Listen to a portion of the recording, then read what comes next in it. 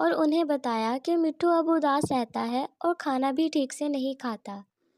دادا جان مسکرائے اور انہوں نے لائبہ سے کہا کہ اب وہ اس کے دوستوں کو دوبارہ سے اس کے پاس لے جائے، اب طوطا انہیں بالکل تنگ نہیں کرے گا۔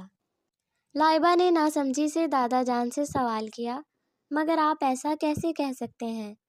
تو دادا جان نے کہا، جب تک اس کے دوست اس کے پاس تھے اسے ان کی اہمیت کا اندازہ نہیں تھا، مگر اب وہ اپنے دوستوں کی اہمیت جان چکا ہوگا اور اب وہ انہیں بالکل تنگ نہیں کرے گا۔ منی ان کی بات پر سر ہلاتے ہوئے کبوتر اور چڑیا کو بھی مٹھو طوطے کے پاس لے گئی۔ طوطے نے جب انہیں اپنے پاس دیکھا تو وہ خوشی سے اچھلنے لگا۔ اس کے بعد مٹھو انہیں بالکل تنگ نہیں کرتا تھا، وہ ہمیشہ ان کے ساتھ گھل مل کر رہنے لگا اور ان کے گھر کا ماحول بہت اچھا ہو گیا۔